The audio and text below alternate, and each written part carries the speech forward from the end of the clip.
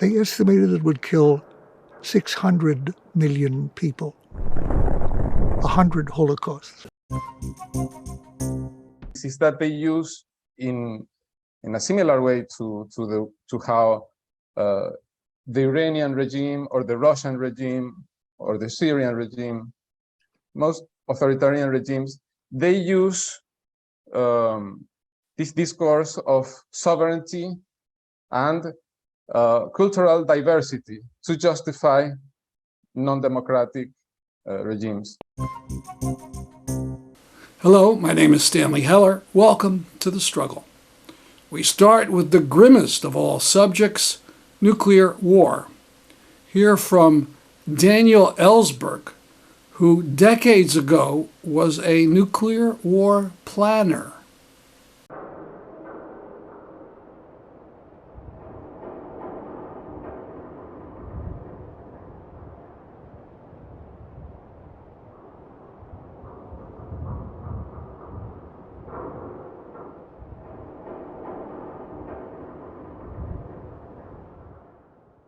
At the time that I was writing guidelines for the Secretary of Defense, Robert McNamara, in 1961, for the annual operational war plans of the United States, general nuclear war plans, at that point, the plan I was supplanting or modifying, I hoped, was the last plan left by the Eisenhower administration, which provided for hitting every city in Russia, the Soviet Union then, and China, under any circumstances in which we were in any armed conflict with the Soviet Union alone.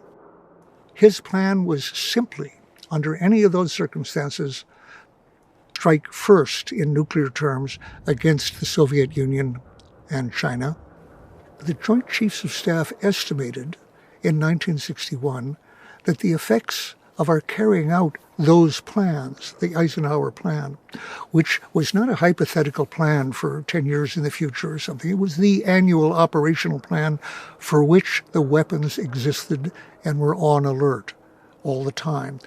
They estimated it would kill 600 million people, 100 holocausts, 325 million in the Soviet Union and China alone, another 100 million in the satellite countries, another 100 million of our allies in West Europe would be killed by the fallout from our attacks on the Soviet bloc.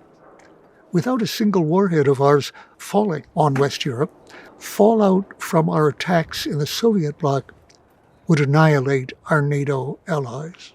And finally, in areas contiguous to the Soviet Union or China, for a total, as I said, of 600 million killed. Now, when I saw that estimate in the White House, I thought that was the most evil planning that had ever existed in the history of humanity.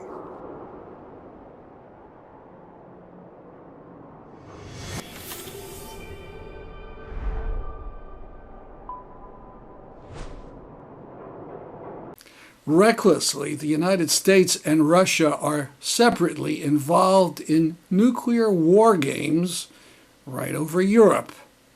An accident could have catastrophic consequences. In fact, the media has learned that there was an accident on September 29th. A Russian plane let loose a missile right near a British plane flying over international waters in the Black Sea.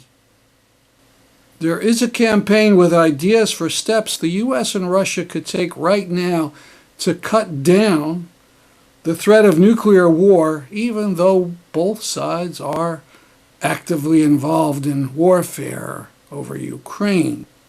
See diffusenuclearwar.org for details. I wrote a piece challenging candidates for Connecticut's state treasurer to say where they stand on the state's $100 million investments in Israel. The article appeared in the New Haven Register and other Hearst papers. The best way to get to it is by going to peace.org. It's on the home page. That is the link to the article. Tunisia. Back in 2011, there were huge demonstrations in Tunisia that eventually overthrew the dictatorship there and inspired many movements like that in other countries. Sadly, Tunisia has backslid and a new dictator has been in charge for some time. There have been recent big demonstrations. These are pictures from rallies in Tunis, the capital of the country.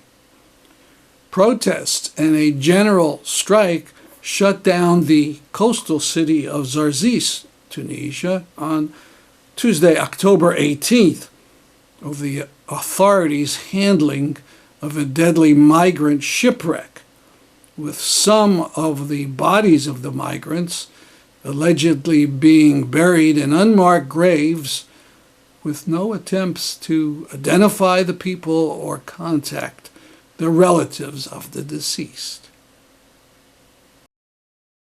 Back in March, the International Longshore and Warehouse Union took an excellent position on Ukraine and even resolved not to handle Russian goods. Recently, a small group in the ILWU advocated a change, and it wants the union to refuse to handle weapons going to Ukraine. In response to that, the Ukrainian Socialist Solidarity Campaign created an open letter. At this time, it's been signed by over 30 present or past unionists from around the country, calling for people to stand strong with the original union position for Ukraine. See more about it at peace.org. You may want to sign it yourself. On October 20th, Democracy Now! Had an excellent program about Iran and the rebellion there. It included news about a rock climber who got international attention when she did not wear her hijab at a sporting event in South Korea. On Sunday, the 33-year-old climber wore her hair in a ponytail covered partially by a headband in violation of Iran's strict dress code during a climb at the International Federation of Sport Climbing's Asian Championships in Seoul. There were conflicting reports in the Iranian media about whether Rakabi will now face arrest.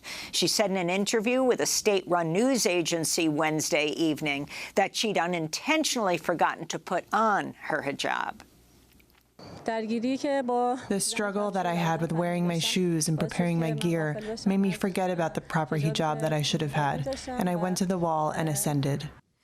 This is a crowd at Tehran airport who came out at 5 a.m. to greet Elnaz Rakabi.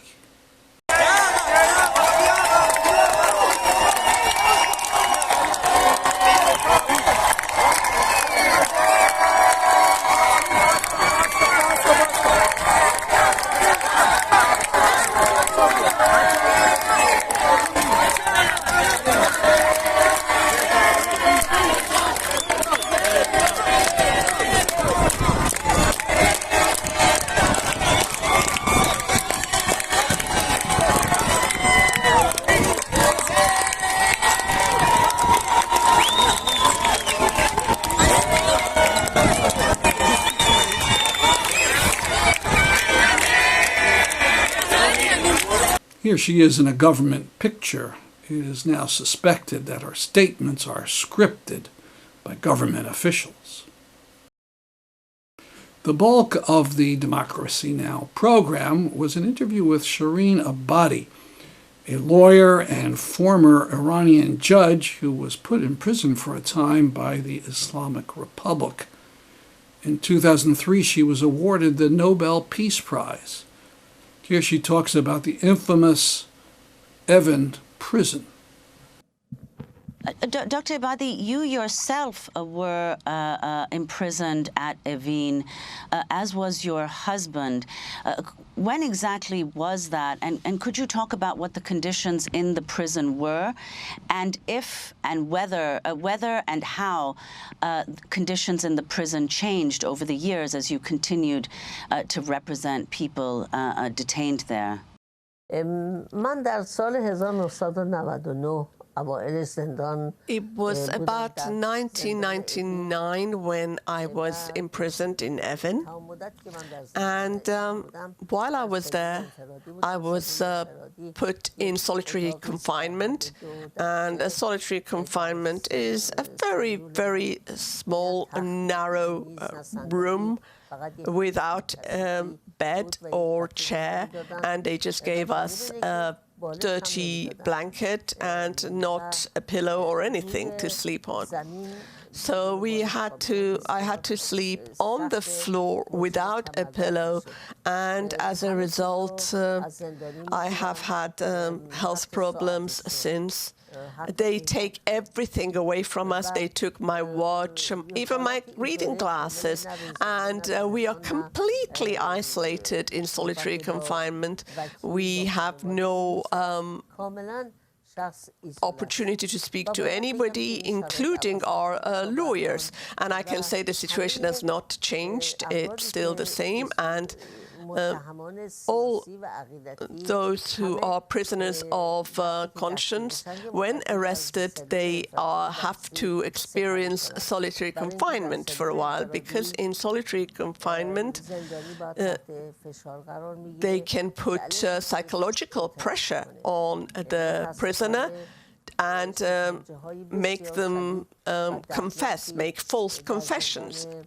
And unfortunately, these prisoners are subjected to the most gruesome tortures in all Iran's prisons, including Evin. And I'm sure you're aware that several prisoners died under torture, including a young worker who was a blogger, and his name was Sattar Beheshti. And a few years ago, he died. He was under torture. And unfortunately, every year, we have 1 or 2 political prisoners who die under torture. We have figures for all that. One big question is what we should be saying about sanctions against Iran that have been applied by Trump and Biden. Our tendency, of course, is to be against sanctions, remembering how the sanctions against Iraq killed hundreds of thousands of children. Amy Goodman asked Abadi about sanctions. Dr. Abadi, do you think President Trump pulling the U.S. out of the Iran nuclear accord further radicalized the regime there by isolating it further with increased sanctions? And I'm wondering what you think the U.S. policy should be today. I'm going to answer your question in this way, that before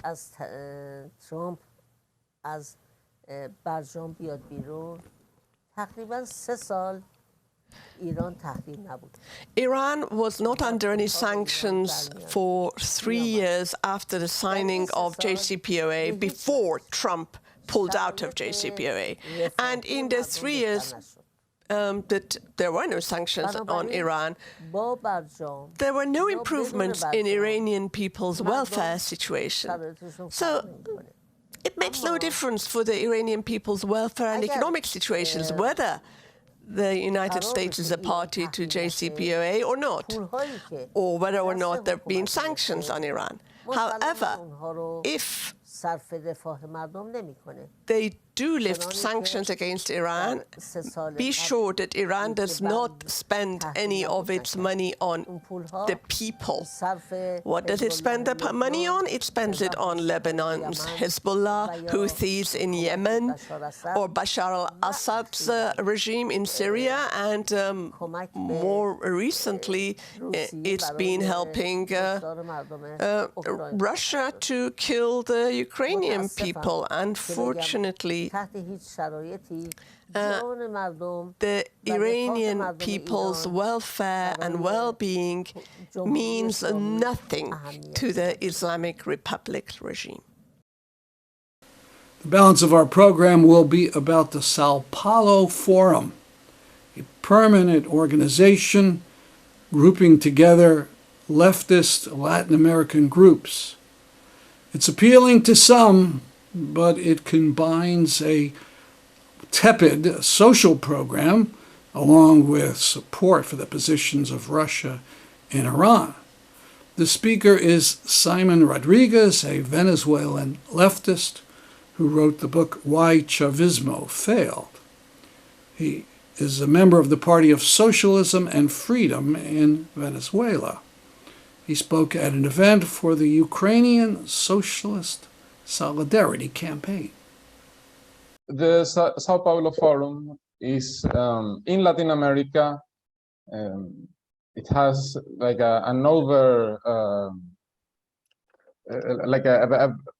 it has a lot of presence in the media, especially in electoral campaigns, but mostly in cartoonish, because the right wing uses this straw man of the Sao Paulo Forum as a promoter of communism, usually in Latin American countries where there is a reformist or center-left candidate for presidents. We have seen it in Mexico, in Colombia, in Chile, almost everywhere.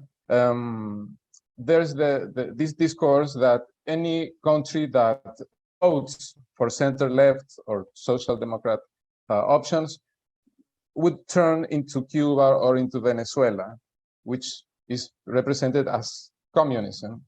Of course, we from the left, we have to fight this cartoon, because it actually does not portray the actual dangers that this reformist group of parties in the Latin America and Caribbean region actually represents.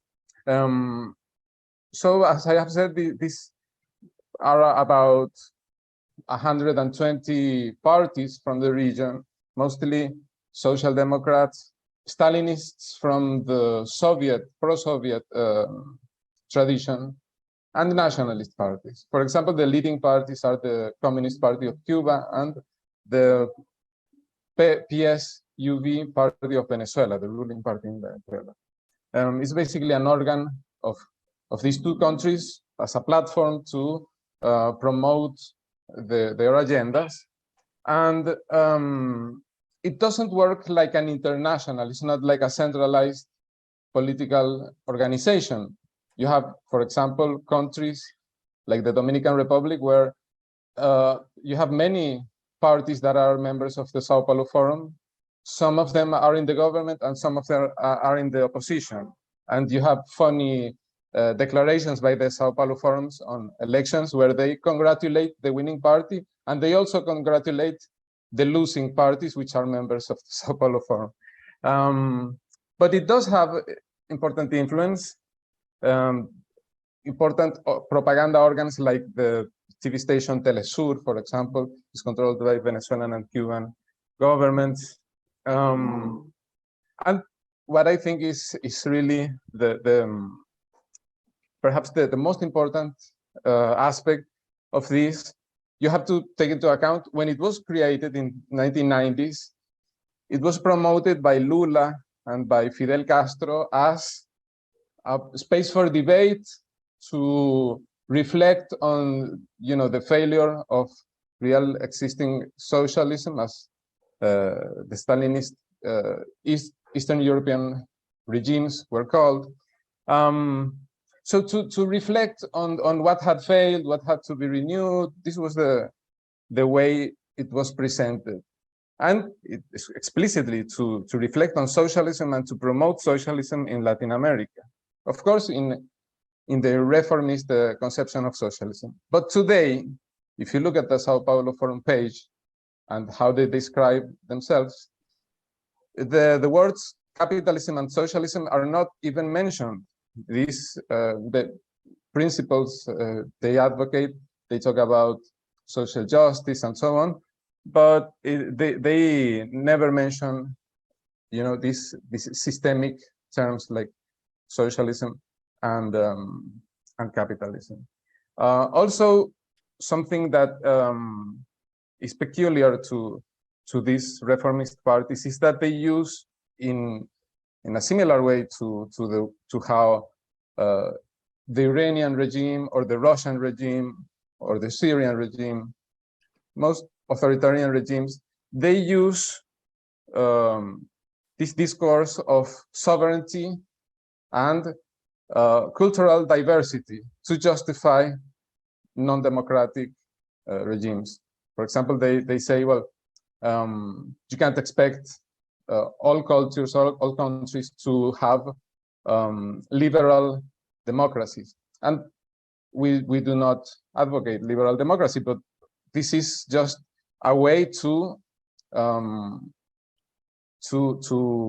make an apology for anti-worker, anti-popular policies which these governments apply. But it's presented in a sort of anti-imperialist rhetoric, and then it's no surprise, as we will see in a little moment, that, for example, in Cuba, they have close links to the Russian regime. Venezuela has close ties also. Nicaragua, the leading members of the Sao Paulo Forum, and they often talk about multipolarity, which is something that also Russian ideologues of red-brown ideologies of the Putin regime, they talk about when the USSR fell, that regime fell, they characterize that the world became just one imperialist pole, but it would be better if there were many poles, which they don't describe as imperialist, but in fact they are. This is the function that Russia has as an imperialist power, and China and so on. And so these Sao Paulo Forum parties, they view this as positive, as a counterbalance, and therefore they support all of the Russian discourse on the invasion of Ukraine being a defensive war because it was being surrounded by NATO and so on. Some other countries that are in the Sao Paulo Forum are, for example, the Farabundo Martil party of El Salvador, the ruling party in Bolivia, the party of the main opposition in Ecuador, which was led by Rafael Correa.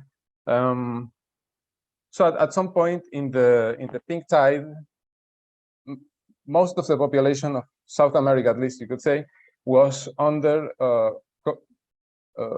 governments ruled by these parties. They also invite to their meetings observer or invited parties, and this is where parties that are not from the region, for example, Assadist parties from Syria, even Gaddafi, pro-Gaddafi parties from Libya, the DSA from the United States has participated on this status, and DSA even last year applied, they approved in their national convention to apply for full membership of the Sao Paulo Forum. They have issued in their statements, in their meetings, support for, for Maduro, for Daniel Ortega, for the Syrian regime at moments where repression has been at its highest. So this is an objective role they play, a very reactionary role in promoting these very reactionary capitalist regimes in the region and beyond. Some things that people might not know is that, for example, there are many Russian troops in Venezuela right now. There is a military agreement with Nicaragua as well. And in January, just a month before the invasion of Ukraine started, the vice president of Russia announced that they would be willing to, what he called, install military infrastructure in Cuba. This was not commented by the Cuban authorities, but it's to be understood that they are in agreement with this statement. Cuba has, for example, in official TV, they